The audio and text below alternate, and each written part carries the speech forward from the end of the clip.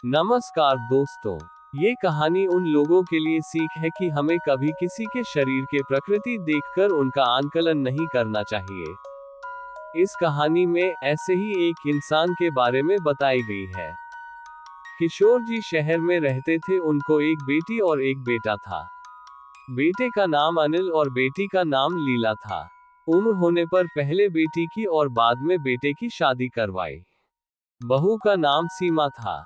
शादी के 2-3 सालों में ही सीमा का वजन काफी बढ़ गया था और वह पहले से दुगनी मोटी दिखने लगी थी। इस मोटापे की वजह से सीमा को कई लोगों के ताने सुनने पड़ते थे। पड़ोसी भी उसे मोटी भैंस कहने में हिचकिचाते नहीं थे।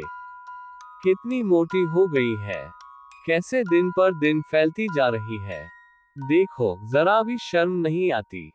पति बेचारा सूखा जा रहा है, ये देखो खा खाकर कैसे मोटी हो रही है। कुछ इस तरह की बातें अक्सर सीमा के कानों पर पड़ जाती थी। स्वभाव से हंसमुख सीमा इन बातों को इग्नोर भी कर देती, लेकिन उसे ज्यादा दुख तब होता था जब उसकी खुद की सास और नंद उसके मोटापे के लिए उसे दोषी ठहराते और भला बुरा कहते। अनिल शरीर से काफी दुबला पतला था। शादी के बाद भी उसके शरीर में रत्ती भर का भी फर्क नहीं आया था। हालांकि सीमा मोटी होती जा रही थी, उसमें उसका कोई भी दोष नहीं था। बल्कि सीमा तो अनिल से भी कम खाना खाती और दिन भर घर के सारे काम करती रहती थी। अपने मोटापे की वजह से चाहे किसी काम में कितनी भी दिक्कत हो, सीमा उस काम को कभी अधूरा नहीं छोड़ती थी। उसने घरेलू नुस्खे और कई तरह के उपाय करके अपना मोटापा कम करने की कोशिश की थी, लेकिन शायद उसके शरीर के हार्मोन्स ही थे जो उसे मोटा बनाए रखे थे। अनिल को उसके मोटापे से कोई दिक्कत नहीं था, वह तो बेचारा अपने बिजनेस को संभालने में व्यस्त रहता था। उसकी माँ और बहन हमेशा इस वजह से सीमा को कुछ न कुछ सुनाते रहते थे और सीमा काफी रोया करती थी। सीमा जब भी मौका मिलता अपने पति से इस बारे में बात करती थी और कहती थी कि अपनी माँ और बहन को समझाओ, मैं मोटी हूँ, उसमें मेरा क्या दोष है।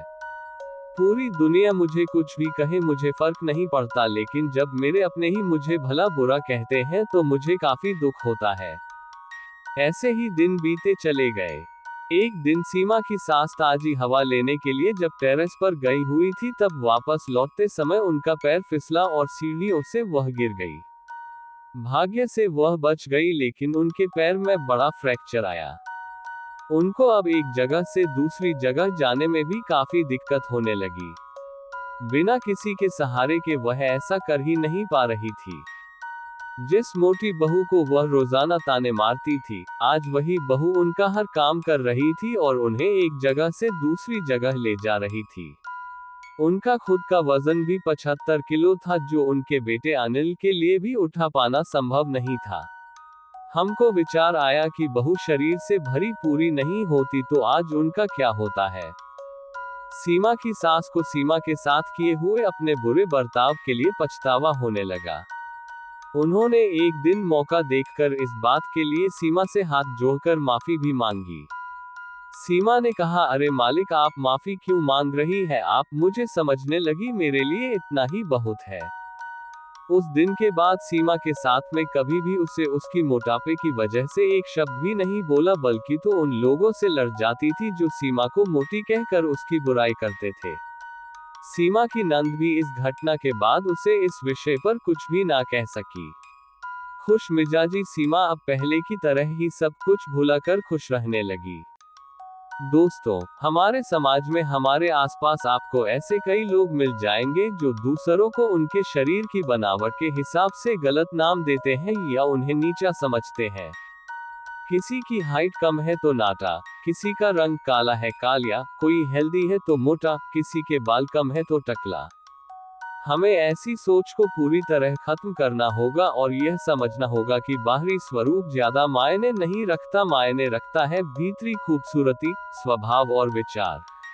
कृपया यदि आपने इस कहानी का आनंद लिया हो तो लाइक, कमेंट और सब्सक्राइब जरूर करें।